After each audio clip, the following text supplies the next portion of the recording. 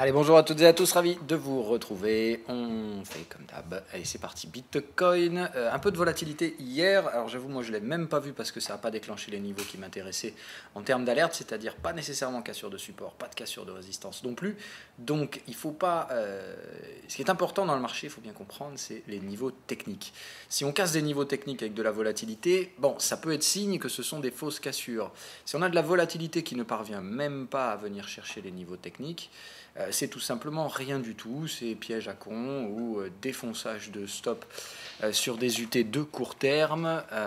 Quoi qu'il en soit, hein, je vous rappelle, on est toujours en hésitation entre deux scénarios. J'essaie de trouver jour après jour des informations qui permettraient éventuellement de faire pencher la balance un petit peu plus d'un côté comme de l'autre. Donc entre soit la traversée du désert à venir en daily, soit la préparation d'un mouvement volatile avec probablement plus de chances quand même à la baisse.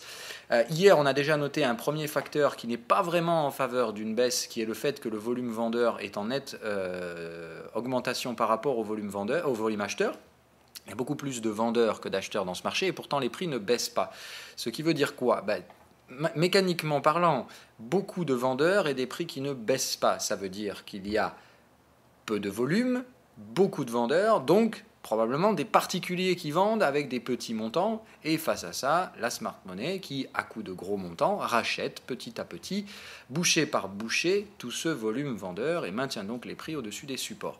Donc ça, hier, c'était déjà un premier élément, mais je vous ai dit, attention, on ne trade clairement pas par rapport à ça. C'est-à-dire que ce n'est pas suffisant pour déclencher une position acheteuse. Tout ce que ça veut dire, c'est que pour l'instant, ça ne semble pas prêt à partir au sud, tant que cette demande vendeuse est là. Maintenant, si le volume vendeur venait pour une raison X ou Y à chuter, pourquoi pas éventuellement, dans ce cas-là, à partir au sud. Mais tant que les particuliers vendent, il faut être conscient que la smart money risque d'être en face pour acheter ce volume.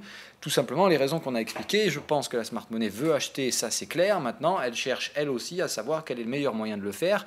Est-ce qu'on attend vraiment un éclatage de stop sous les supports, ou est-ce qu'on se contentera de cette zone de prix pour réaliser les achats de long terme ?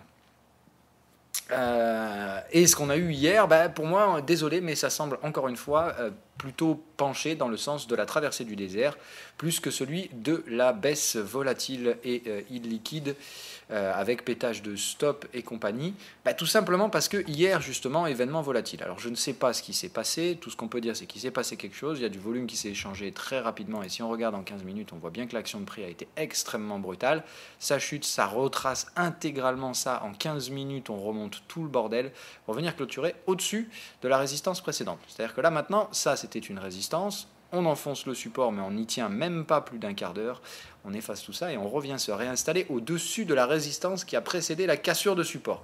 Donc ça c'est un piège vendeur tout simplement, c'est-à-dire ici on a piégé un bon paquet d'imbéciles qui ont fait FOMO. Mais est-ce qu'on ne va pas faire la même chose avec le paquet d'imbéciles qui pourraient faire FOMO à l'achat ? C'est la bonne question. Moi, tout ce que je peux vous dire, c'est que quand je vois en 2 heures, de toute façon, voilà, vous voyez, en 15 minutes, ça fait breakout baissier, breakout haussier. Normalement, ça vous annonce un truc direct, vous ne devez pas réfléchir 107 ans. C'est plutôt un signe de range. Et quand vous venez en 2 heures et que vous voyez qu'on a tenté un break baissier qui n'est même pas venu jusqu'à la target et qu'on retrouve un cycle acheteur, ça laisse à penser que franchement, il n'y a pas mieux que de trader du range pour l'instant, c'est-à-dire rien à faire. Le range, c'est la plus inintéressante des structures de prix à mettre en action. Donc, pas de cassure du support. Alors, on est passé là-dessous, mais bon, moi, mon alerte, elle était beaucoup plus bas. Moi, c'est ce support-là qu'il ne faut pas casser. Donc, on ne casse pas le support. On est passé, on a dû faire $1 en dessous de ça. Voilà. Et par contre, on ne casse pas la résistance non plus. Mais on s'installe au-dessus de la dernière petite résistance court terme en 15 minutes. C'est tout. Voilà. Donc, comment résumer ce qui s'est passé hier ? Il ne s'est rien passé en fait, et c'est ça qui est plutôt bon signe, parce que quand d'un coup on a un pic de volatilité, donc de la tension dans le marché, la volatilité est rapidement écrasée. C'est-à-dire que certes sur le graphique c'est pas beau, quand vous voyez ça vous dites waouh mais qu'est-ce qui se passe ? Si vous comparez à ce qui s'est passé avant, c'est pas plus volatile en fait, c'est juste que ça a été un peu brutal, un peu catalysé, probablement une news quelconque qui a dû faire bouger ça. Mais très rapidement, le marché se recentre, se restructure et on retrouve très rapidement les prix d'équilibre. Donc ça me laisse franchement à penser que par rapport à la structure de prix et la structure volumique, pour l'instant, je pencherai un petit peu plus pour le système traversée du désert. Mais très honnêtement, bon, voilà, ça c'est clairement pas suffisant pour m'amuser à prendre des achats. Si je devenais avoir des exits ou des trucs dans le style, pourquoi pas. Là, tout ce que ça me dit, c'est qu'ici on range. Tant qu'on ne sort pas de ce range par le haut, il n'y a pas de raison de s'euphoriser plus que ça. Donc je dirais attendre que les prix valident le petit sentiment et la perception que j'ai pour l'instant. Dans ce cas-là, peut-être que je prendrais un petit achat Bitcoin, mais sincèrement, bon, voilà, moi j'ai plutôt tendance à penser qu'ici, même si on part, ça va faire un petit FOMO, puis ça ira pas loin, personne n'achètera, et puis on va mourir dans cette fameuse traversée du désert. Et c'est vraiment au bout d'un moment, quand en daily, les bandes de Bollinger seront complètement fermées, donc j'aurais tendance à penser encore, franchement, une bonne dizaine de jours. Moi là, dans les prochains jours, je vais enchaîner les déplacements, donc je rentre pas avant le 8 octobre après. Et franchement, 8 octobre, ça me paraît un bon timing. Si d'ici là, il ne s'est toujours rien passé, les Bollinger vont être complètement fermés, on sera dans le cas de ce que je vous avais prédit, déjà en comparant par rapport à 2014. Dans ce cas-là, franchement, je pense qu'un achat sera possible. Maintenant, ce sera du buy and hold. Il ne faudra pas flipper si pour une raison X ou Y, on achète ici et que le marché se met à d'un coup partir chasser les stops. Bah, tant pis, c'est pour ça qu'il ne faudra pas mettre tout son compte là-dessus, clairement pas. Mais je pense un premier achat de Bitcoin à refaire si, au 8 octobre, on est toujours sans cassure de support, sans cassure de résistance et avec des Bollinger complètement fermés. Allez, on part sur l'Ether et Ripple. Hier, ça a bougé un peu, mais même chose, hein, ça bouge, mais il ne se passe rien. Hein, pas de cassure de résistance, pas de cassure de support, donc aucun intérêt. Ripple, même chose, ça se tient, ça bouge pas. Donc attention à ne pas... si vous vous amusez à acheter quand on arrive dans les zones hautes des ranges, vous n'avez pas très bien compris comment ça fonctionne. De même que si vous vous mettez à faire FOMO dès qu'on arrive sur les supports, là c'est problématique. Ce n'est pas la brutalité du marché qui traduit la force, qui traduit la volonté de ce marché. C'est la cassure des niveaux techniques qui traduit la volonté d'un marché, la cassure avec des clôtures. Parce que quand on est dans un marché un peu nerveux, bon, moi je sens un peu la nervosité, mais pas tant que ça. Hein, je n'ai pas vraiment l'impression que ce soit ultra volatile, les cryptos pour l'instant, et ultra tendu comme marché. Donc j'ai pas l'impression de... Enfin, si on va chercher les niveaux techniques, on peut basculer légèrement dessous, mais normalement, on ne fera pas de fausses cassures, c'est-à-dire on ne va pas déborder franchement à un niveau pour venir le reprendre 2 jours après. Donc, si ça vient à déborder au sud, bah, il ne faudra pas lutter. Hein, voilà, si vous êtes acheteur spéculatif, il faut sortir. Si vous êtes acheteur long terme, buy and hold, on s'en fout. Et puis voilà, c'est tout. Toujours la même mécanique. Allez, on part sur les marchés classiques. Je regarde le calendrier économique. Ah oui, alors encore donc la publication NZD dans la nuit, un PIB en hausse pour le NZD. Merde, ça doit pas être bon pour la UDNZD, ça. Bon, on va aller voir, mais c'est pas vraiment ce que j'espérais. Ça doit pas être bon pour le NZD Yen non plus. Donc ça ne doit pas être très fameux. On va aller voir les mouvements, voir si justement des niveaux techniques ont été cassés ou pas. Et c'est ça qui fera la différence. Encore une fois, le catalyseur, il peut très bien faire bouger les prix au sein du range, faire bouger la UDNZD de la résistance au support. Je ne sais pas, j'ai pas vu les prix encore, hein, on va aller voir ça. Mais si la UDNZD se met à casser des supports, là, pour le coup, ça va devenir problématique. Il va falloir alléger à nouveau pour racheter plus bas. Hein, je reste acheteur quoi qu'il arrive, mais on va voir s'il faut dégrader le niveau de confiance de ce marché et sortir des positions leveragées ou les maintenir en attente toujours de cassure des résistances. Mais là, franchement, avec un PIB à 1%, je pense que la UDNZD, il a dû baisser pendant la nuit. 10h30, ok. Et là aussi, avec GBP, ça doit bouger pas mal. Alors, pas mal, bon, c'est pas... là, on n'est que sur des ventes au détail. On sait de toute façon hein, que... côté inflationniste, parce que c'est des marqueurs indirects d'inflation. On va voir, hein, voilà. Mais bon, les ventes au détail sortent quand même assez loin du consensus, et le mois précédent aussi a été revu. On va aller regarder l'historique. Le mois précédent, il était à la base 0,7 et il a été revu 0,9. Donc là, ça veut dire que sur ce mois-ci, d'accord, on rehausse 0,2 par rapport au mois précédent et on est 0,4 au-dessus de ça. Ça fait 0,6 de raté par rapport aux attentes du consensus. C'est quand même pas mal. Donc on va les regarder parce que ça pourrait peut-être perturber les scénarios GBP. Donc on va commencer par ça, GBP et AUD-NZD. Donc bah voilà, sans surprise, GBP ça remonte. Fait chier, hein. Du coup ils vont aller me la chercher la target, c'est incroyable. Bon, enfin bref. Donc pourquoi hier? Voilà, encore une fois, pourquoi cette merde? Pour qu'aujourd'hui on remonte et qu'on aille chercher les targets. Bon, c'est pas grave, du coup la prise de profit pour moi a déjà été faite sur le GBP, donc je vais pas la refaire. Mais tout simplement, du coup, faux signal d'alerte hier. Aujourd'hui, on va chercher les targets telles qu'elles avaient été annoncées. Je ne reprends pas d'achat. Je ne vais pas racheter ici pour tirer un petit peu ici. Ça ne sert à rien. Je considère que ma prise de profit sur cette zone, comme elle était prévue, est faite. Maintenant, tout simplement, je vais attendre sagement derrière un repli. Je reste à l'achat, hein, aucun problème là-dessus, mais donc pour l'instant, je reste sur cette note 2,5, donc des achats sur pullback, mais c'est tout. Alors, on a dit l'AUD NZD. Ah fuck, évidemment, voilà, ça baisse. Mais voilà, ça casse pas de support technique. Hein, donc, comme quoi, je vous ai quand même bien dit avant. J'ai pas vu les graphiques, hein, franchement, il y a pas. Je prépare pas les émissions comme d'hab, hein, sinon ce serait un peu triché. Donc le principe ici, c'est qu'on est survendu. D'accord, la bougie survendue, ça a été celle-là. Donc tant qu'on reste au-dessus de ça avec des clôtures, pour l'instant, pas de panique. Ça veut dire que dès que le marché survend, ça s'arrête. Il n'y a plus de vendeurs. Les acheteurs sont là pour soutenir les prix. On est sur un support survendu. Pour l'instant, ça fait 3 fois qu'on met un support supérieur au précédent. Support, support, support. Donc là, on est en train de constituer une grosse zone de support. À une grosse zone de support. Donc en gros, en 2 heures, 3 supports consécutifs, ce qui veut dire qu'en daily, ici, on est en train d'en constituer un bon gros costaud. Hein. On enchaîne les supports 2 heures, on est en train de constituer un énorme support daily. J'aimerais bien effectivement que ça rachète aujourd'hui ou dans les prochains jours pour aller déborder cette résistance. Une fois que celle-là, elle aura sauté, là par contre, je serai beaucoup plus serein sur la décorrélation de l'AUD face à son pote NZD. Pour l'instant, c'est plutôt neutre et sans intérêt. De toute façon, je ne vous cache pas, ça fait 1 mois que le compte ne bouge plus. Un jour, c'est ça qui monte, l'autre qui baisse, ça qui monte, l'autre qui baisse. Ça fait 1 mois que le compte est mort. Voilà, c'est l'encéphalogramme plat. Franchement, je dois regarder ça, mais à vérifier, mais je crois que le même jour, il y a 1 mois, je devais avoir quasiment la même equity sur le compte.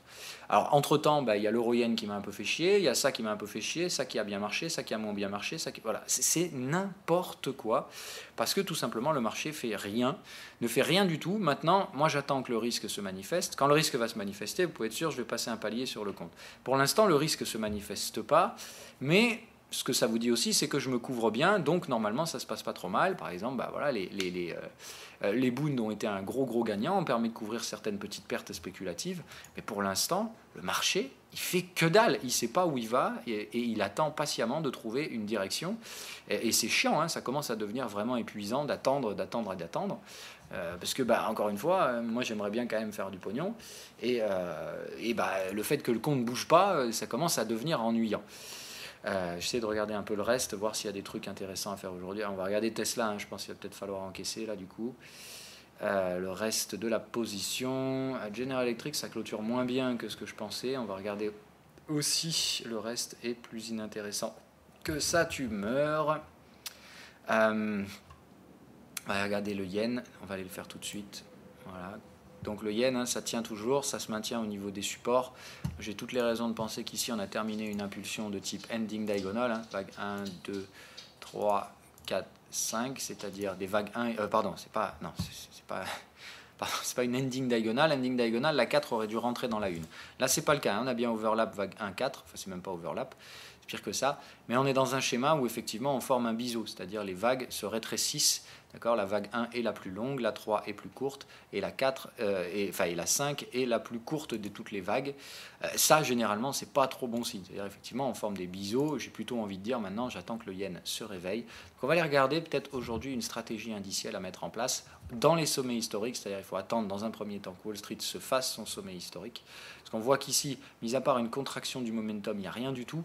Donc, je me tends à penser qu'un truc comme ça va former un squeeze.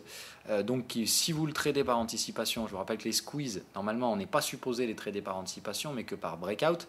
Si vous faites le choix d'un trade par anticipation, je peux comprendre.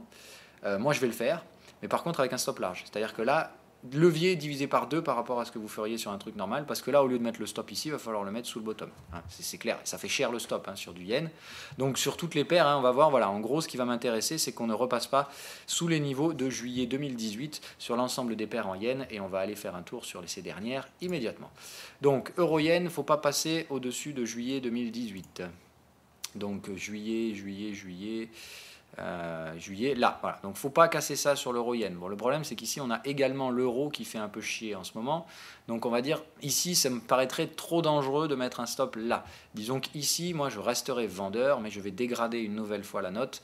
C'est-à-dire que là, théoriquement, je ne devrais plus être en levier, j'y suis toujours. Je suis sur un levier quand même un peu plus faible qu'avant, j'ai réduit, j'ai pris des pertes partielles. Il va peut-être falloir le faire à nouveau pour retourner sur des leviers spéculatifs, et dans ce cas-là, redégrader ça à un niveau de 2 sur 5. Pour l'instant, on est suracheté sous des résistances. J'ai tendance à dire ce truc-là, c'est vraiment quitte ou double. Soit d'un coup, ça chie dans la colle, pour une raison X ou Y, Wall Street se met à baisser, et si Wall Street baisse, vous pouvez être certain que l'euro-yen va prendre à contre-pied, mais alors à une vitesse folle. C'est le premier qui marquera le risque, l'euro-yen. Si Wall Street doit d'un coup décider qu'on ne passe pas le sommet historique, là, ça va être moche. Et l'euro-yen, c'est direction ici en moins de 2 semaines. Donc là, c'est les targets, c'est les zones où on doit aller. Maintenant, attention, et si on va là, j'ai raison de penser maintenant qu'à cause de cette temporisation double bottom, si on forme un double top là et qu'on casse, j'ai même raison de penser qu'on ira plus bas. C'est-à-dire qu'ici, on pourra même éventuellement garder un solde, un petit reliquat vendeur, pour essayer de grappiller plus que ça. Je prends que les clôtures, bien d'accord. Toujours pareil, on reporte le range. Voilà, ça nous amène ici. On avait identifié ces niveaux de support. Donc ça nous ferait hop, viens là mon coco, voilà. Donc là, dans ce cas-là, on n'est plus dans la même structure. On est dans une structure ABC, consolidation, et ABC à venir ici. Donc 2 phases de baisse, Rappelez-vous, ce ne sera pas une seule ligne droite non plus. C'est vrai que je vous ai dit, ça partira en ligne droite jusqu'au target, mais non. On ira en 2 fois, normalement, si le schéma de vague que j'avais prévu est bon. Et vous voyez, ça nous amène bien ici vers cette zone-là. C'est-à-dire que là, pour moi, ça commence à pointer de plus en plus dans ce sens-là. Donc ça, attendez, je vais y arriver. Voilà, ça, non, ça on le laisse. Non, ça on le laisse pas non plus. Voilà, ça pas besoin. Donc ça non, ça non plus. Ça c'est la structure range. Ici on va sur porter ça. Et on va abaisser la target max. Moi je pense qu'on pourra viser éventuellement jusque là sur des mouvements cataclysmiques, catalysés, voilà. C'est-à-dire ici on viendra là et il faudra être conscient qu'on restera pas bien longtemps sur ces zones de prix si ma mémoire est bonne, enfin si mon scénario est bon. Mais là le fait qu'on soit remonté aussi haut, c'est peut-être signe qu'on va aller encore plus bas, voilà. Donc rehausser les objectifs, c'est bien, et c'est aussi dans la gestion du risque, c'est intéressant. Si je prends plus de risques, mais que ça me permet de gagner plus de gains à la réalisation du scénario, je suis plutôt d'accord pour ça. Là, dans ce cas-là, c'est une gestion du risque bien faite, il me semble. Maintenant, il va falloir que ça baisse. Voilà. Donc, on va surveiller l'euro-yen sur ces prochains jours. Je vais regarder en 2 heures si j'ai des infos supplémentaires quant à l'action des prix. Est-ce qu'il y a au moins des signaux un peu vendeurs? Non, mais on est sur les targets de break. Donc, il ne faut pas rester trop longtemps normalement sur les targets de break. C'est-à-dire que là, si ça, c'est effectivement juste toujours une structure plutôt rangy, je vais voir l'euro-yen, tac, se dégonfler assez rapidos. Et dans ce cas-là, essayer de repartir au sud en cassure directe de ce support. Normalement, là, si on repart au sud, c'est minimum ici. C'est-à-dire cassure du support à venir d'entrée de jeu, et des structures baissières à se mettre en place derrière, même si j'ai plusieurs raisons de penser que cette fois, il n'y aura pas de pullback. Vous voyez, à chaque fois qu'on baisse, on a toujours fait cette structure, ça baisse, ça revient, ça baisse, ça revient. Là, j'ai raison de penser que cette fois, si on baisse, on y va en ligne droite et on va d'abord casser ça. Par contre, je pense que normalement, la structure ici, en cas de phase de baisse, doit quand même rester A, B, C. Voilà, un peu comme on avait fait à l'époque. C'est-à-dire ici A, B, mais je m'attends à une vague B de même ordre, c'est-à-dire assez peu retraçante. Voilà, une vague A qui pour moi doit aller casser, venir chercher cette zone support, mais je ne pense pas qu'on cassera cette zone support là. Donc notez bien cette zone de prix, je pense qu'ici pour le coup, c'est là où on va retrouver les acheteurs. C'est là où il faudra gérer son risque en tant que vendeur. Donc première phase de vente, prise de profit ici. Ça fera en gros, on passera de 4 sur 5 ici, on reviendra à 3 sur 5. Il faudra réduire un peu le levier, prendre des gains et remettre ces gains dans le marché ici pour une vague C terminale. Et après, normalement, game over, terminé pour l'euro-yen. Il ne faudra pas viser beaucoup plus bas que ça. En tout cas, pas en l'état actuel des choses, on ne pourra pas viser plus bas. NZD yen, forcément, voilà. Est-ce que ça casse des résistances? Non plus.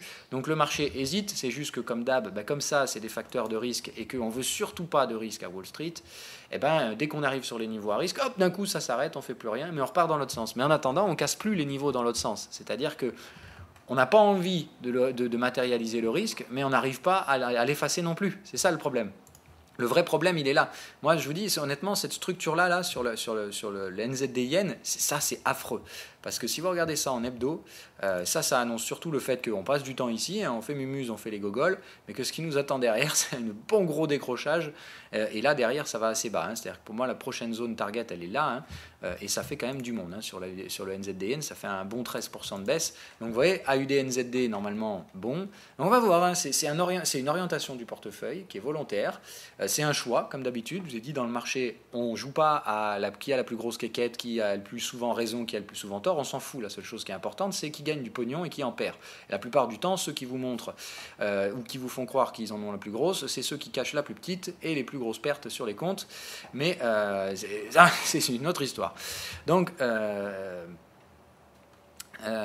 l'USD yen, allez, celui-là on le regarde pour la partie yen, même chose, hein, ça casse pas de résistance. Donc l'USD yen, il ne faut pas déborder les sommets de juillet. Même chose, hein, là, voilà, là on est même sur un avalement baissier aujourd'hui déjà.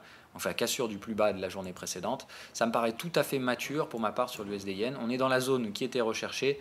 Donc je pense en effet que côté yen, des petits positionnements spéculatifs sont nécessaires. Mais comme moi c'est déjà le cas, je ne vais peut-être pas nécessairement renforcer. Et en cas de renfort, pour moi c'est vraiment difficile à anticiper. Je pense que l'eurodoll va rester dans un range, c'est-à-dire que pour l'instant, l'eurodoll est dans la partie haute de son range, donc c'est l'euro qui devrait être défavorisé.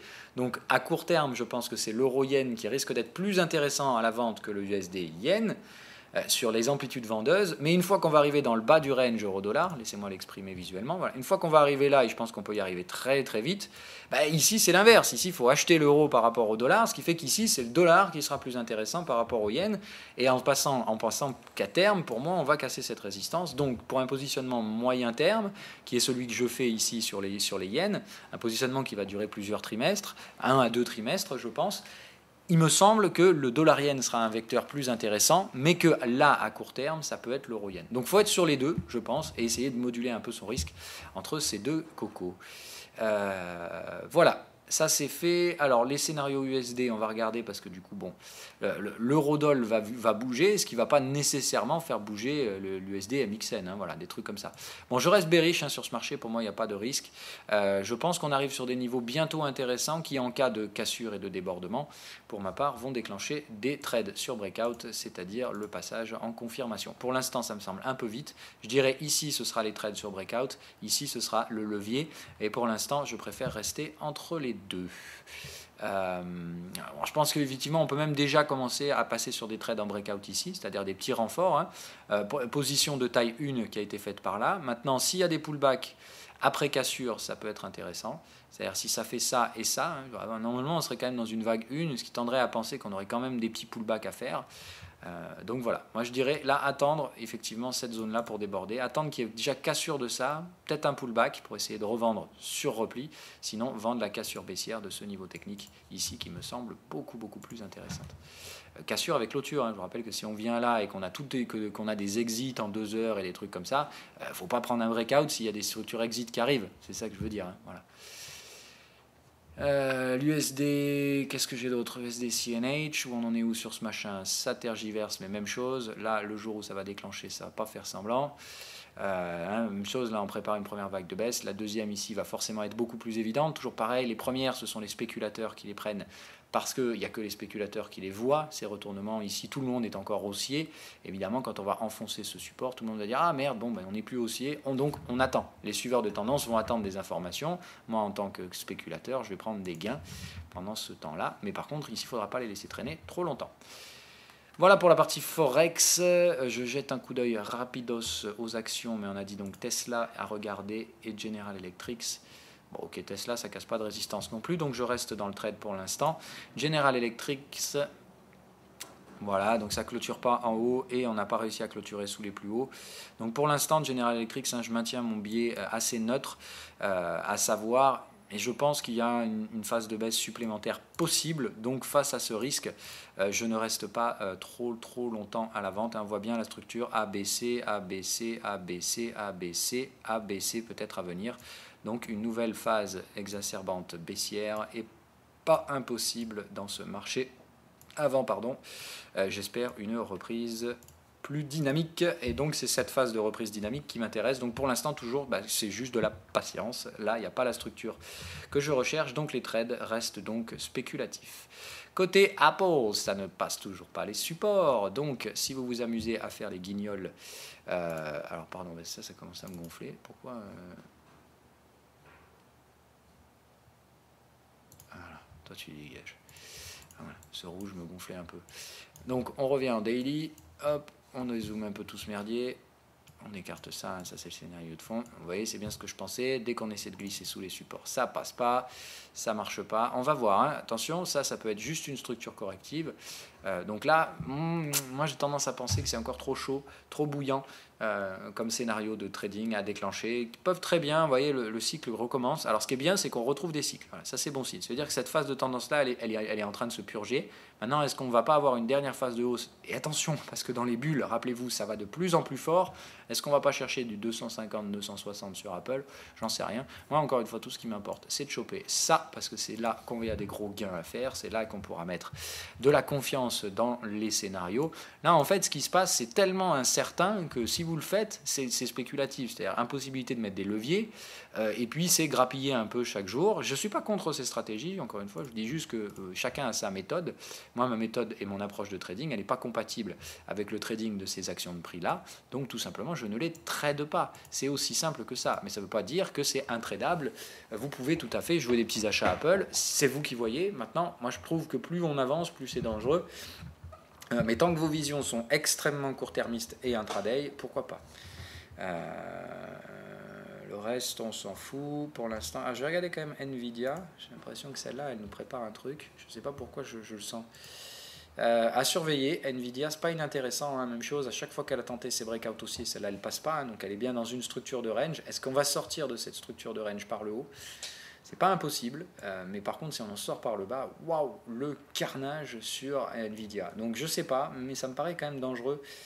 Ça me paraît dangereux de s'y positionner là tout de suite. Je vois pas la moindre structure de vente, même le momentum n'est pas baissier. Donc je dirais là, il faut rester calme là-dessus. Mais celle-là, on va la mettre en surveillance. De toute façon, si Wall Street chute, on l'a bien dit, hein, si ça chute, tout le monde chute. Les valorisations sont extrêmement tendues et absolument pas en lien avec les futurs profits. C'est-à-dire que là, on anticipe tout the best, c'est-à-dire que les États-Unis vont continuer à 4% de croissance, voire même accélérer. Et clairement, on n'y sera pas. Mais ça, il faudra attendre de le voir pour que le marché baisse. Gold, toujours même merdier. Hier, quand même, avalanche haussière. On a clôturé au-dessus du plus haut de la journée précédente. Donc, c'est plutôt un signal de hausse sur le gold. Je vais voir si des renforts ne sont pas à anticiper aujourd'hui. Mais très clairement, je pense que oui. Structure de breakout, celle-là, je veux la voir se déclencher. Hein. Je veux la voir vraiment se déclencher. Pour moi, il y a bien vague 1 ici. Hein. 1, 2, 3, 4, 5. Elle est bien nette. Ici, on forme un triangle, c'est-à-dire A, B, C, D, E, et on monte. On monte et on baisse. Donc, pour moi, les structures ici sont matures. C'est-à-dire que maintenant, les breakouts haussiers, je dis OK. Maintenant, il va falloir les passer. C'est-à-dire que tant qu'on ne vient pas chercher les 1212 et des trucs comme ça, ça me paraît compliqué de jouer des achats gold. Mais toujours pareil, ce risque, pour moi, reste présent. Trop dangereux pour l'instant de dire j'anticipe les breakouts. Mais il faut être clair que le jour où le gold éclate, c'est tellement une porte ouverte que je ne vois pas pourquoi les gens n'iraient pas dedans. Voilà. Maintenant, pour l'instant, qu'on soit bien d'accord, il y a un biais de trading assez fort et assez fou qui est de dire non, on s'en fout, il y a un risque qui est complètement dingue, mais on s'en branle, il faut prendre du risque. C'est vraiment... c'est une logique américaine, qu'on soit bien d'accord. Ça, dans la psychologie des investisseurs, ça ne correspond qu'à un seul stéréotype de psychologie, c'est la psychologie américaine, qui est, quand on est face au mur, on fait quoi? Au lieu de réfléchir comme le feront les Européens, c'est-à-dire un Européen, il va réfléchir, est-ce qu'on devrait vraiment casser ce niveau? C'est dangereux ce qu'on va faire si on tend les valorisations au-dessus, hein, ça c'est typiquement le raisonnement européen. C'est-à-dire que nous, on réfléchit, on rationalise, on essaie de faire ça, puis au final, on fait rien, donc on se fait baiser par ceux qui sont plus agressifs. Derrière, vous avez les Chinois qui sont un petit peu plus masqués, c'est-à-dire eux, ils vont avancer un peu plus masqués, ils vont essayer de soutenir l'économie, mais pas de manière directe et agressive, type injection monétaire, mais un peu pernicieuse. On ne fait pas du QE en Chine, mais on fait pire que du QE, en fait. Hein, voilà. La planche à billets tourne bien là-bas aussi, il n'y a pas de souci. mais d'une manière un peu plus cachée. Voilà, le chinois est plus réservé dans son approche monétaire, et à côté vous avez le côté américain, agressif, au possible, on y va, on tape fort, et eux évidemment quand ils sont au pied du mur, qu'est-ce qu'ils ont comme réaction? Eh bien ils refusent, ils dénient, c'est-à-dire que là les risques baissiers sont là, mais les Américains font quoi? Ils font fuck off, nous on achète, on pousse, on cassera tout, hein, voilà, on cassera tout à cause de ces logiques-là, mais c'est bien une logique américaine, donc encore une fois ça ne me surprend pas que ce soit Wall Street qui soit favorisé pour l'instant. Maintenant, qu'on soit bien clair, ces favoritismes qui sont faits, cette faveur qui est faite à Wall Street en fonction de ce qu'ils font eux, hein, parce qu'eux, ils ont simplement dit, nous, on baissera pas. Voilà, nous, on vous emmerde, on lâchera rien, on ira jusqu'au bout. Mais évidemment, quand tu vas jusqu'au bout et que tu t'es pas préparé à la chute, eh ben, derrière, ça fait très mal. Donc, c'est évidemment pour moi les US qui seront les plus grands perdants du prochain cycle vendeur. Et qui arrivera, hein, je vous l'ai dit, encore une fois, si vous pensez naïvement qu'on peut anticiper, qu'on peut éviter les récessions, même à grands coups de milliards, vous vous plantez. L'économie, c'est comme un macrocosme, c'est comme une entité vivante, et c'est cyclique. Tout ce qui est vivant est cyclique, c'est-à-dire que si vous respirez, vous inspirez, vous expirez, si vous grandissez, vous rapetissez, voilà, c'est comme ça que ça se passe, hein, c'est vraiment des cycles, la vie est un cycle, et tout ce qui touche à un semblant de vivant est régi au même principe cyclique. Donc penser stupidement et naïvement qu'on peut monter forever, c'est bien con, je trouve, comme raisonnement, mais c'est le raisonnement américain. Laissez-les faire, évidemment. Ceux qui montent le plus haut dans le cycle haussier baisseront le plus dans le cycle baissier, c'est tout aussi naturel. Allez, du coup, regardons nos indices. La journée d'hier, évidemment, pas négative, on reste bien sous le sommet historique. Ça se prépare, mais j'ai tendance à penser qu'aujourd'hui sera plutôt une séance baissière, si on n'arrive pas à casser, hein, c'est-à-dire si ça casse pas, on va très probablement revenir tester ce support, c'est-à-dire une petite dizaine de points de S&P 500 en correctif, éventuellement. Si ça passe là ce matin avec la session européenne et qu'on arrive à les ramener au-dessus de ça, là, pourquoi pas, je pense, dans ce cas-là, une petite inscription de sommet historique, mais je pense qu'on n'ira pas plus loin, effectivement, là aussi, qu'on va dire 7-8 points à la hausse par rapport au prix actuel, avant de se ratatiner gentiment la gueule. On voit bien, de toute façon, que ça veut monter à Wall Street, la question n'est pas là, mais je ne pense pas qu'on va continuer en allant aussi loin qu'espéré au sein du canal. On a les premières extensions qui arrivent là. Voilà, là c'est plus haut. Donc les premières extensions arrivent un petit peu plus haut, les clusters techniques également, les timings pas encore, mais je pense les laisser monter une petite semaine ou deux. Et je pense, moi, quand je vais revenir là début octobre, c'est là où il va falloir tirer dessus. Donc là, j'attends de voir. Est-ce que ça passe aujourd'hui ou est-ce qu'on refait un pullback? Ça me semblerait pas impossible qu'on fasse un pullback. La journée d'hier, là, elle est plutôt neutre. Celle-là est haussière, mais est-ce qu'on ne va pas revenir se poser une fois sur la séance haussière? Donc voilà, à voir sur la façon dont ça va se comporter aujourd'hui. Alors évidemment, c'est sans surprise. Putain, mais je suis tellement pas surpris de voir ça. Donc je vais encaisser, je pense, mes Shanghai Composite. Je ne sais pas pourquoi je sens que je me fais enfler comme un pas possible. On est déjà à la fin du cycle acheteur, on n'a pas franchi la moindre résistance. Et j'ai comme l'impression que en fait, le marché fait l'opposé, c'est-à-dire que tout ce qui devrait être acheté, on va le vendre. Je rappelle que si c'est que des cycles TP, donc il faut vraiment faire attention à ça. J'ai tendance à penser que quoi qu'il arrive, on va faire l'inverse de ce qui serait normal. C'est que des stratégies court terme, hein, je vous l'ai dit, c'est ça. Mais le problème, c'est que, comme à mon avis, il n'y a pas grand monde qui trade en ce moment à part les spéculateurs, et que quand on spécule, on veut toujours risquer moins que ce qu'on gagne. C'est ce que je vous avais expliqué. Quand il n'y a que des spéculateurs dans le marché, le problème, c'est que comme les stops sont plus proches que les targets, malheureusement, même si le marché, vous avez raison dans votre raisonnement, il va aller dans l'autre sens parce qu'il va d'abord péter vos stops qui sont plus rapides à choper, plus faciles, plus proches, moins risqués pour le market maker. Donc, j'ai l'impression qu'on est toujours dans un marché de market making, que les volumes ont extrêmement de mal à arriver sur les indices, sur l'actionnariat, et qu'on reste donc dans cette structure pernicieuse où les investisseurs de long terme sont très timides, ils exécutent du volume, mais comme il y a peu de liquidité, ils exécutent peu de volume, et face à ça, il y a beaucoup de spéculateurs comme moi, et malheureusement, nous, on est un peu chassés par le market maker, ce qui fait que le marché va dans le mauvais sens, dans l'autre sens, mais que ce sont des logiques purement court-termistes. Donc derrière, moi j'attends toujours, ce que je vous dis, cet élément déclencheur qui invalidera tous ces prix qui ont été imprimés par les market makers.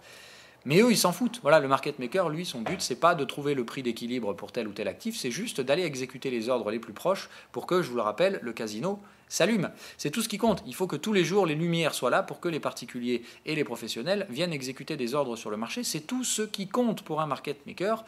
Trouver le prix d'équilibre du dollar ou du gold, on s'en branle. Eux, ils en ont strictement rien à foutre. Ils voient juste que là, ça manque un peu de liquidité et qu'il y a des poches de liquidité ici et en dessous, au-dessus et en dessous du prix. Ils vont regarder laquelle est la plus proche, laquelle est la plus rentable et ils vont pousser les prix vers ces zones de liquidité. C'est exactement ça le travail du market maker. Et c'est ce qui fait que pour l'instant, je pense qu'on a toujours ces structures où malgré la rentrée, malgré le retour du volume, les investisseurs sont très frileux, très en attente de ce signal que j'attends également, qui met énormément de temps à venir. Et dans l'expectative de ce signal, malheureusement, le marché a plus ou moins une approche, a l'air d'avoir beaucoup plus une approche haussière indicielle, c'est-à-dire c'est une inertie haussière, mais cette inertie est défavorisante pour les marchés qui pourtant sont les plus intéressants à acheter, c'est-à-dire les Chinois. Et les marchés chinois, j'ai l'impression qu'ils vont continuer à baisser. Donc j'encaisse mon gain, hein, j'ai pris 1% là-dessus, c'est déjà pas mal. C'est toujours ça de prix. Mais je préfère sortir parce que je sens qu'on est toujours dans ces logiques stupides à Wall Street, donc c'est-à-dire ça va vendre en Chine alors que c'est là qu'il faut acheter, et ça va acheter en zone US alors que c'est là qu'il faut vendre, tout simplement parce que le marché fait l'opposé de ce que font les spéculateurs pour les raisons précédemment expliquées. Donc voilà, je pense avoir fait le tour, donc je vais essayer de rester plutôt court aujourd'hui. Je vais prendre un achat VIX à 11,3, c'est-à-dire qu'aujourd'hui je m'attends à ce que, aujourd'hui et dans les prochains jours, le VIX vienne rechercher et clôturer ce gap. Je m'attends difficilement à ce qu'il aille beaucoup plus bas que ça, c'est-à-dire que pour moi, là, passer sous les 11, ça me semble complètement impossible. Alors, j'ai ce niveau-là à tester, donc attendez, je vais se faire un peu de vide. Voilà, il y a ce niveau-là qui est à tester, qui est un niveau technique de gap. Voilà, et il y a cette zone support ici. Alors, j'ai pas le volume sur le VIX évidemment, mais on va dire ici, c'est là où clairement ça a eu le plus d'impact. Donc, c'est 11,3, 10,7 par là. C'est vraiment très intéressant de jouer des achats. Alors, malheureusement, là en 2 heures, il n'y a pas la moindre information technique qui puisse corroborer cette action-là, tout simplement parce que Sinewave, il est paumé, il nous met une target à 9,1 et on va pas aller à 9,1, qu'on soit bien d'accord. Mais avoir cette structure-là, je dirais, normalement, il y a un autre truc qu'on fait en général, c'est vous prenez le niveau de break, donc c'est là le niveau de breakout. Hop, je me suis demandé si j'allais pas le coder, ça justement, dans Sinewave, dans une mise à jour. Ça fait 13%. Et voilà, il me dit normalement 13% à la baisse aussi, ça nous donne la target. 13%. Voilà, donc ça nous ferait là, effectivement, donc ce serait un peu plus bas, c'est-à-dire ici, cet ancien niveau de support, là, celui-là. Donc ces zones-là, et je dirais, pourquoi pas, en tout cas 10,5, il faut acheter. Là, il n'y a rien à dire. Hein. Un VIX qui vient chasser 10,5, waouh, là, moi, j'hésite clairement pas. Alors, par contre, le problème, c'est encore toujours pareil, il faut naviguer avec les expirations. Donc on va aller regarder immédiatement l'expiration VIX. En octobre.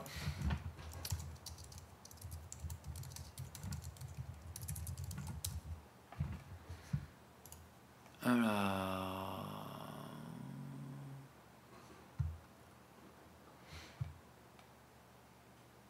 17 octobre, ok, donc 17 octobre, et normalement le rollover va commencer 2 jours avant, si je ne m'abuse, donc à partir du 15 octobre, on a le rollover qui va se mettre en place.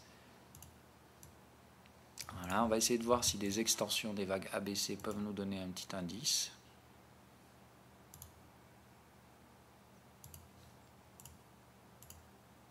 Ouais, 88,6, 78,6, vous voyez, ça correspond, hein. On a bien les zones techniques qui collent avec les niveaux FIBO. Donc j'ai bien l'intention, enfin j'ai bien la raison de penser que c'est vraiment dans cette zone que le VIX est intéressant à l'achat, pour jouer une cassure temporaire de l'oblique baissière. Voilà, le but ici c'est juste de dire ok, la fête est bientôt finie, mais j'ai peu de raisons de penser qu'on décolle d'emblée ici.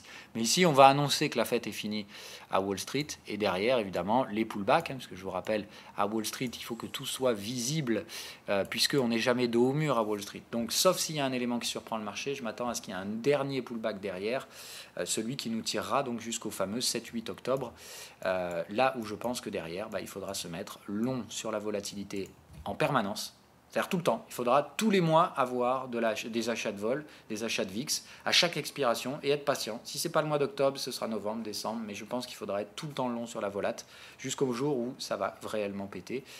Parce que là, derrière, quand ça pète, hein, sur le VIX, c'est direction la zone des 30-40. Hein, c'est vraiment tac. Et là, il y a du pognon à faire hein, sur un VIX, clairement. Voilà.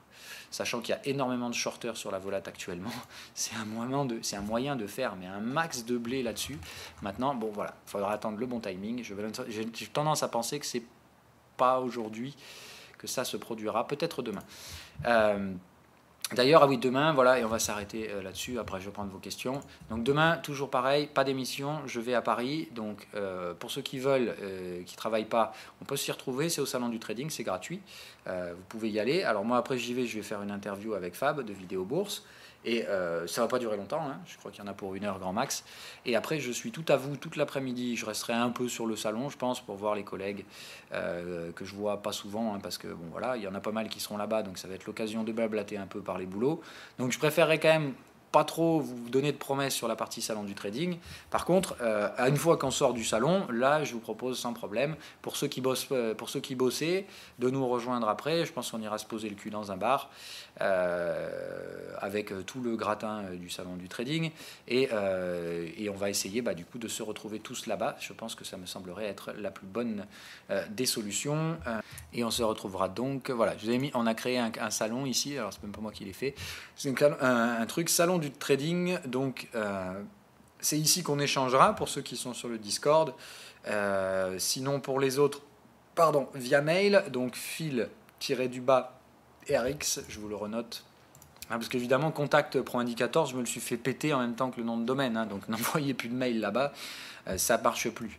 Donc en attendant que je récupère le nom de domaine, voilà, vous pouvez me joindre. Voilà, vous m'envoyez vos mails là-dessus.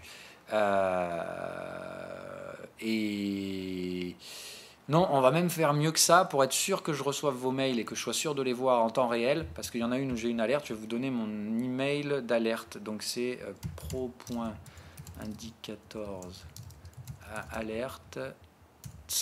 Je vais, c'est ça, @gmail.com. Voilà. C'est l'email sur lequel je reçois mes alertes TradingView. Hein. Mais ce qui est cool, c'est que ça, du coup, j'ai une alerte qui arrive sur le téléphone. Donc, quand vous m'enverrez un mail là-dessus, au moins, je suis sûr de le recevoir et d'avoir une notif et de ne pas le rater. Donc, voilà. C'est pour ceux qui n'ont pas Discord, encore une fois, je comprends. Il n'y a pas de souci. Il y en a qui n'aiment pas ce truc-là ou qui sont... Voilà, je respecte. Donc, si vous êtes sur Discord, le plus simple, c'est Discord. Comme ça, au moins, on peut tous discuter là-bas et s'organiser. Pour ceux qui n'ont pas Discord ou qui ne veulent pas y aller, vous m'envoyez vos mails là-dessus et on s'échangera les numéros de téléphone pour pouvoir se retrouver. Je vous dis donc à demain pour ceux qui sont en région parisienne. J'y reste tout le week-end, je vous le rappelle, jusqu'à ce dimanche matin. Donc je ne suis pas là dimanche, mais je suis là samedi toute la journée. Alors probablement, on ne va pas se voir samedi matin à 8h du matin, vous vous doutez. Donc je dirais plutôt samedi dans l'après-midi. Pour ceux qui veulent qu'on se retrouve et qui ne peuvent pas venir vendredi, on pourra se retrouver donc toute la journée de samedi, de l'après-midi jusqu'à 8h du matin dimanche. J'ai bien l'intention de passer la nuit blanche sur Paris. Donc ceux qui sont foufous, joignez-vous à nous et on s'amusera bien, je pense, ce samedi soir. Voilà, allez, bye bye. Et du coup, je vous dis à lundi prochain. Pardon, questions. Voilà, j'ai oublié ça. Alors, les questions. On va essayer de faire vite aujourd'hui. Alors, le TH a quand même fait 5 $, quand même en moins de 3 mois avec une correction. Je ne comprends pas comment cela est moins 5, comme monté que le BTC. Ok, ben écoutez, que vous ne soyez pas d'accord, je comprends, encore une fois, moi je respecte tous les choix, mais je ne suis pas là ni pour vous imposer ma vision, ni pour dire que les vôtres sont fausses. C'est simplement pour dire que je vous dis ce que je pense comme je le pense, vous en faites ce que vous voulez. Je ne suis pas là pour vous donner, vous prêcher la bonne parole, je vous donne mon avis. C'est juste que, techniquement parlant, l'avis d'un professionnel a quand même normalement un peu plus d'intérêt que l'avis d'un particulier. Mais ça n'est pas une nécessité qui fait que j'ai forcément raison et que vous avez forcément tort. Si vous avez un avis différent, je le respecte et je peux le comprendre. C'est pas un problème. Par contre, je vous dis toujours, on ne traite pas son avis, on ne traite pas une conviction et tout ça. C'est juste, moi, c'est dans l'approche que j'ai du cadre technique.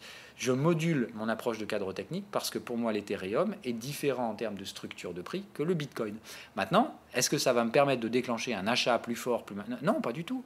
C'est juste que dans mon approche cadre technique, il y en a un où je recherche une structure fin de crack, il y en a un autre où je recherche une structure fin de tendance. C'est deux choses différentes. Alors, cela fait un petit moment que l'on n'a plus la vidéo du lundi exclusivement sur les cryptos. J'aimais beaucoup ce format, ça permet de parler crypto à un bon moment. Oui, ok, effectivement. Alors c'est vrai que c'est lié au fait que ça je le faisais chez Crypto Analyse et que c'est parti un peu en couille chez eux.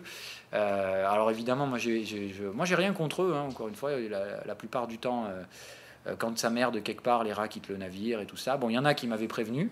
Donc il n'y a pas de souci, je respecte. À l'époque, je vous avais dit, ne vous en faites pas. Moi, je ne suis engagé en rien vis-à-vis de crypto-analyse.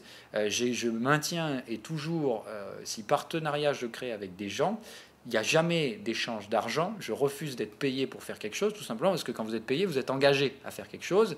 Et quelqu'un qui vous paye, il considère que vous travaillez pour lui.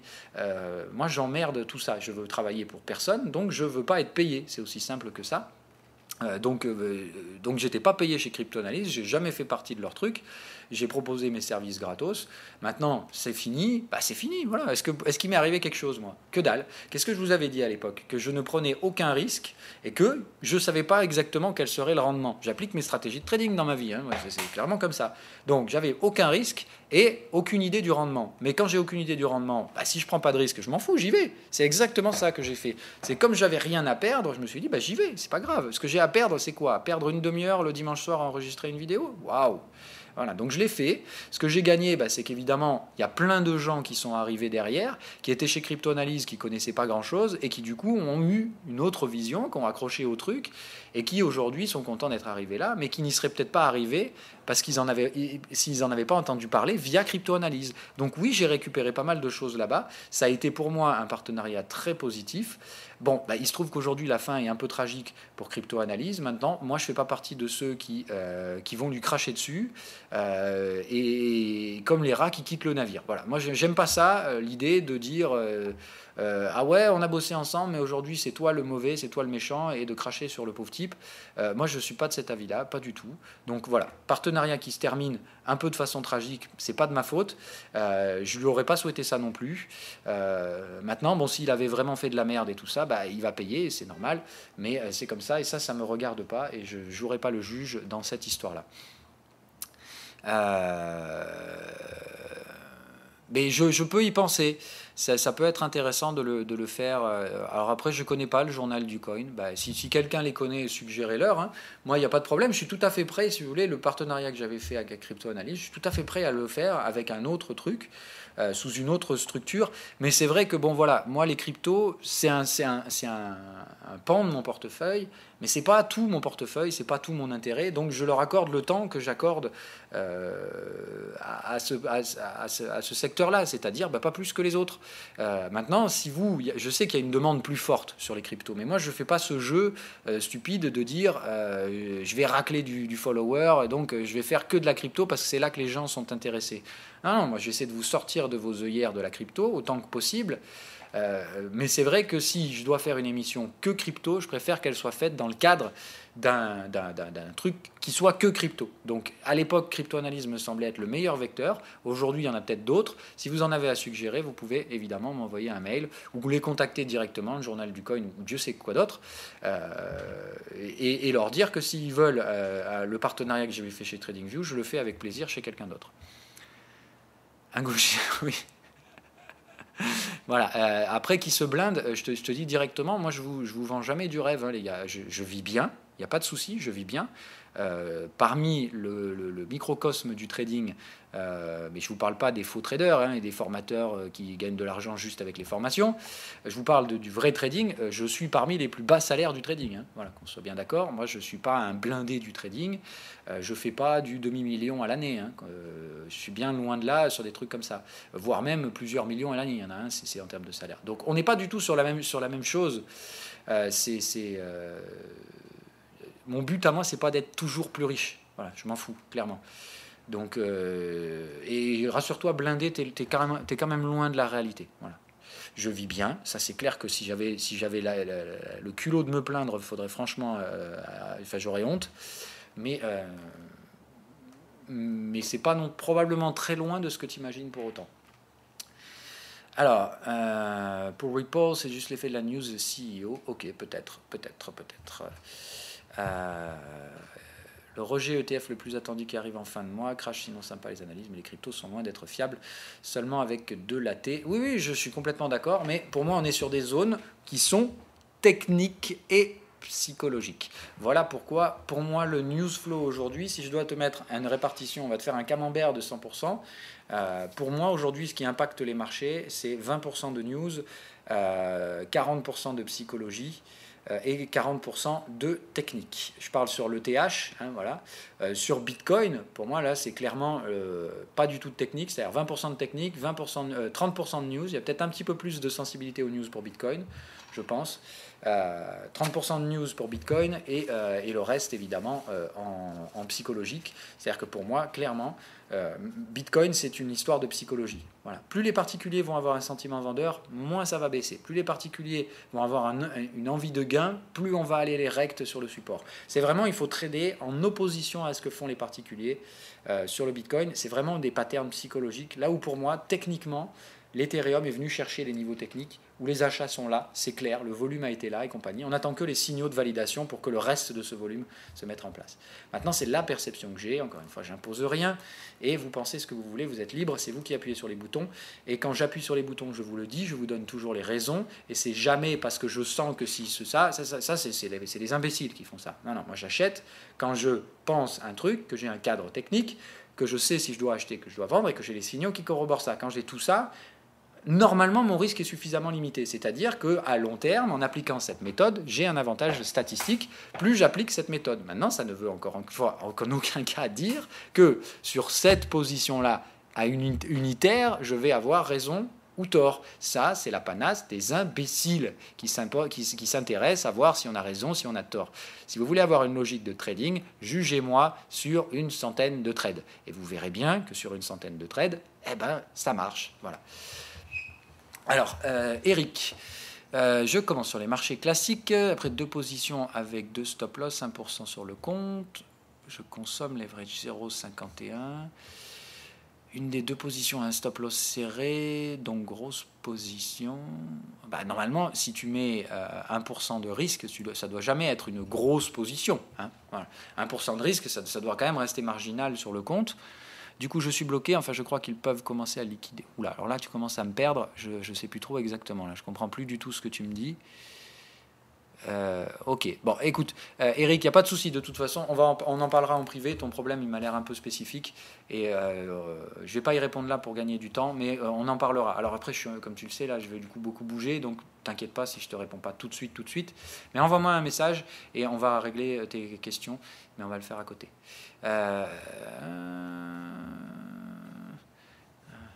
Ok, il y a 2 cryptos, le Waves et le Decred, ok, sont cohérentes moyen long terme avec des features de la stratégie qu'elles proposent. Peux-tu me dire dans ta prochaine vidéo ce que tu parles de Waves et de Decred en dollars? Ok, on va voir ça. Alors, Wave, USD, ça va être ça? Non. Ça va être WAV USD? Non. Alors le Waves, il va falloir que tu me donnes son mnémonique parce que là, moi, je le trouve pas. Et DCR, Decred, c'est ça? DCR USD, DCR dollar. Oh non. Ah si, ok, pardon, non mais c'est ça. Voilà. J'ai cru que c'était des grosses mèches ça. Alors déjà, waouh. Bon, ça veut dire, c'est what the fuck quoi. C'est quoi ça? Bon, on va considérer ça comme une bougie non viable. Je mets le log, hein, mais le log c'est juste pour voir les cycles. Hein. Jamais on trade avec le log, hein, je vous le rappelle. Donc là on est en weekly, ok, en daily. Qu'est-ce que j'ai comme signaux? Plutôt baissier, effectivement, je vois pas de raison de racheter un marché pareil, ça me semble encore baissier, hein. Un peu plus que ça. Voilà. Ça, je pense que c'est pas mature pour des achats encore.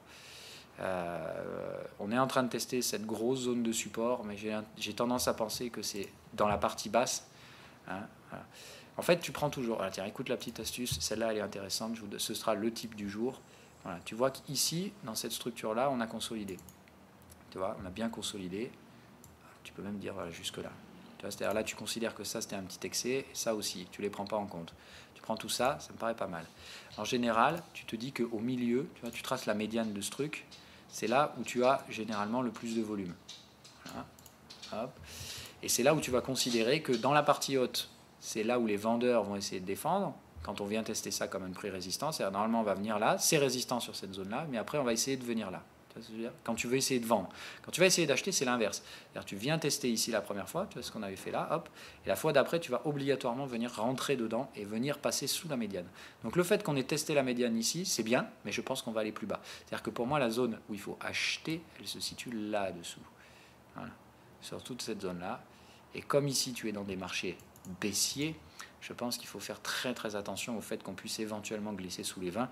Donc dans ta gestion du risque, il faut accepter que ça passe sous 20. Donc c'est vraiment là, moi je dirais, attendre d'avoir la structure de TP. C'est-à-dire que là, tu es toujours bearish dans un breakout. Donc si tu achètes contre un breakout. Non. J'ai envie de dire, ici, il va y avoir des prises de profit de vendeurs. Ça me semble intéressant éventuellement, si tu veux te positionner acheteur, d'attendre au moins que les vendeurs sortent. Donc laisse-les terminer leur cycle. Quand ils auront fini leur boulot, ce sera éventuellement ton tour. Ça veut dire qu'en daily, je m'attends à ce qu'il y ait une nouvelle baisse ici dans les prochains jours. Tu vois qu'il n'y a pas de volume. Hein, il n'y a aucun volume. Pour moi, ça reste un marché baissier, hein, c'est-à-dire qui attend de trouver la fin des mouvements vendeurs. Et la fin des mouvements vendeurs, ça nécessitera un volume. Et pour l'instant, tu ne l'as pas. Donc tu attends que ça vienne là, que ça déclenche les patterns sine wave et momentum, et que tu attends d'avoir un pic de volume. Et derrière, normalement, tu devrais pouvoir profiter, je pense, au moins d'un pullback. De nouveau, revenir chercher les 45. Donc je dirais un petit achat le plus proche possible des 20 avec un signal pour essayer de retirer derrière à 44, 45. Il ne faudra pas viser plus haut dans un premier temps, hein. C'est-à-dire que tu vises le repli ici, tu encaisses sur les 40, tu encaisses ton gain partiel, tu payes ton stop et après, Inch'Allah, si ça continue de monter, t'es bon, tu peux renforcer, passer en levier. Si ça remonte jamais, tant pis, tu te fais péter le stop et en attendant, tu n'as rien perdu. Je suis la crypto depuis mai 2018, je stocke quelques euros, mais j'aimerais apprendre quelques bases pour commencer à trader via Binance. Je suis plusieurs personnes sur YouTube et j'estime que c'est une zone que je le comprends le mieux et qui sort un contenu plus que régulier. Des conseils de base à suivre, des cours ou autres pour débuter. Alors, un jour peut-être, en plus c'est marrant, j'y ai réfléchi hier soir. Je me suis dit, je vais vous proposer des formations, mais en fait, je ne vais pas vous proposer une formation, je vais vous proposer un piège à con. C'est-à-dire, je me suis dit, bon, maintenant, je ne le ferai pas vu que je vais vous le dire, mais je me suis dit, je vais leur faire une section formation sur le site, et je vais voir combien d'imbéciles vont cliquer dessus. Juste pour avoir une idée, en fait, voilà. Mais je me suis dit, je vais vous faire un truc, voilà, bien commercial, juste pour voir si vous êtes juste bête, parce que pour ceux qui me connaissent, je vous ai toujours dit, le jour où je vous propose une formation, désabonnez-vous, barrez-vous, voilà, c'est que je vous prends pour des imbéciles. Je ne ferai jamais ça, parce que ça ne correspond pas à ce que je pense et à ce que je suis. Donc si je le fais, c'est que je me suis perdu, barrez-vous. Hein, voilà. Je ne le ferai pas de toute façon, soyez-en certains. Donc proposer des formations, non. Ou alors, je vous proposerai des formations gratuites. Mais moi, quoi qu'il arrive, je vous l'ai toujours dit, l'information, c'est gratos. Je vous partage gratuitement et jamais de la vie, j'aurai pour idée de vous faire payer pour vous partager mon savoir. C'est-à-dire les sections VIP avec du contenu spécial pour telle ou telle personne qui paye, que dalle, ça n'arrivera jamais. Mais je me suis dit, je vais tester, voilà, parce que je regardais d'autres confrères qui vendent des formations hors de prix. Enfin hors de prix, ou en tout cas des formations payantes, et je me suis dit, putain, merde, quoi, c'est fou, les mecs qui vendent leur formation 500 balles ou 5000 balles pour certains, je me suis dit, waouh, enfin, c'est quand même dingue, je serais curieux de voir combien de gens cliqueraient si je faisais la même chose. Donc je me suis dit, je vais créer une page sur le site, et je vais voir, déjà, qui se rebelle, c'est-à-dire qui se rappelle de ce que j'ai déjà dit en disant que je ne ferai jamais ça, et pour ceux qui ne s'en rappellent pas ou qui ne savent pas, combien sont prêts à cliquer dessus. Et je vous aurais vraiment fait le truc, hein, du genre, je vous amène jusqu'au dernier moment, le moment où vous allez rentrer votre carte bleue ou Dieu sait quoi, le moment où vous allez payer, et je vous dis, ah mais vous êtes con ou quoi, vous étiez prêt à payer 500 balles pour une formation, voilà, gardez vos 500 balles et allez faire autre chose. En gros, je vous aurais dit au tout dernier moment, non mais que dalle, vous êtes en train de vous faire enculer, par contre ne le faites pas ailleurs, ne vous laissez pas baiser par un autre, vous êtes tombé dans le panneau chez moi, c'est tant mieux, moi je ne veux pas vous voler votre pognon, mais les autres le feront sans hésiter. À ma place. Donc non. Et les formations, ça ne sert à rien, sauf si elles sont gratuites. Quand c'est gratuit, encore une fois, vous ne pouvez perdre qu'une chose, c'est du temps. Perdre du temps, c'est pas grave. On dit le temps, c'est de l'argent, mais de toute façon, si vous tradez sans savoir ce que vous faites, vous allez perdre de l'argent de toute façon. Donc il vaut mieux perdre du temps dans ce cas-là que de l'argent. Mais alors, payer pour une formation, non, c'est hors de question. C'est l'erreur à ne surtout pas faire. Que ça coûte 20 balles, ou 2000, ou 3000, ou 5000 balles, ou 500 euros, ça ne doit juste pas être payant. Voilà, c'est tout. Ces gens-là vont toujours vous proposer un contenu gratuit à côté. Prenez ce contenu gratuit et le jour où vous avez envie d'appuyer sur le segment VIP ou peu importe, parce que vous dites oh, le mec est quand même vraiment bon, j'ai envie de voir ce qu'il me propose en plus. Mais non, vous êtes juste en train de vous faire hameçonner par un commercial, c'est tout. Vous n'étiez pas venu pour acheter une bagnole, bah voilà, vous étiez venu vous balader dans la concession, regarder les voitures, elles sont cool. Est-ce que pour autant vous allez vous asseoir et acheter une voiture? Non, c'est clairement pas le but. Voilà. On pourra le faire l'année prochaine. Là, j'avoue que je suis un peu méga surbooké. Mais le problème du money management, c'est qu'il y en aura un pour chaque personne. Donc, essayer de faire du pédagogique là-dessus, c'est compliqué, tout simplement parce que je ne peux pas vraiment vous donner... je pourrais vous donner des grandes cases, et à vous après de dire je rentre dans telle ou telle grande case. On l'a déjà un peu fait, ça, si tu veux. Parce qu'en fait, la vidéo que je vous ai faite sur le money management, je ne vous ai pas fait de cases. Je vous ai justement parlé de curseurs, et je vous ai dit, placez vos curseurs, faites juste en sorte de ne pas mettre beaucoup de curseurs dans le rouge. C'est juste ça. Mais ça, c'est à vous de placer les curseurs en fonction de vos propres sensibilités au risque. Et là, vous êtes différent de votre voisin et tout le monde est différent. Donc c'est impossible, ça me semble vraiment difficile. Mais il y a déjà une vidéo qui a été faite sur le money management. Je vous rappelle quand même que sur la partie de la chaîne, là, comment on fait déjà pour afficher la chaîne? Je ne sais plus. Vous avez une playlist ici, là. Hop, voilà, vous avez des playlists, les Live Room Replay. C'est dans les Live Room Replay en français, il y en a une déjà qui parle de ça. Normalement, c'est la toute première. Donc, elle doit être par là. Voilà, le money management. Tu regardes celle-là, c'est celle-là où je te parle là, des curseurs et tout ça, tout ça. C'est là-dedans qu'il y a le contenu éducatif. Les Live Room, je sais qu'on n'en fait plus depuis plusieurs semaines, parce que j'ai pas le temps. C'est pas que j'arrête de le faire et tout ça. Hein. On en refera. Il y a encore des sujets à aborder, mais on les refera dès que j'aurai du temps, donc plutôt l'année prochaine, je pense. Alors, en tout cas, en fin d'année, j'espère pouvoir le refaire, mais après, vous savez, fin d'année, on se rapproche très vite. Octobre, c'est mon anniversaire. Novembre, j'ai 3 tonnes de potes qui ont des anniversaires. Après, c'est les fêtes de Noël, il y a moins de monde, je ne vais pas vous faire des émissions pendant ce temps-là. J'ai plutôt tendance à dire, quitte à faire une promesse sur le retour des live rooms, ce sera plutôt 2019. On en est où? Ok. Tu as évoqué la possible envolée du VIX vers fin octobre, c'est un scénario avec la stratégie. Ben, j'en ai répondu aujourd'hui malgré moi. Une analyse du DAX. Oui, alors j'en fais hein, clairement, c'est des marchés que j'adore, le DAX. J'ai passé des années dessus en intraday sur le DAX. Maintenant, le truc, c'est que pour l'instant, je les trouve illisibles du fait que, c'est ce que je vous ai dit. Regardez tout à l'heure la psychologie. Je vous ai dit, les Européens ont une tendance systématique, dès qu'on perçoit le risque, à prendre du recul. C'est-à-dire, nous, on s'arrête. On arrête de faire quoi que ce soit et on regarde ce que font les autres et on essaie de suivre. Mais le problème, c'est que d'un côté, tu as la prudence chinoise. La prudence chinoise, oui, on va dire, voilà, la prudence chinoise et la non-agressivité, et d'un côté l'hyper-agressivité américaine. Et nous, on est un peu entre ces deux feux et on ne sait pas trop quoi faire. On baisse un peu parce qu'on perçoit les risques et qu'on voit que ça se matérialise sur les indices chinois, donc on a baissé pendant ces phases-là. Mais on tient quand même les supports parce que côté américain ça casse pas du tout et au pire que ça tient super bien. Donc nous on est en fait pris entre ces deux feux et malheureusement j'ai envie de dire que ça c'est pas un marché technique, c'est un marché émotionnel. Donc c'est peut-être en fait le marché le plus intéressant à trader parce que tout simplement il suffit de suivre les cycles.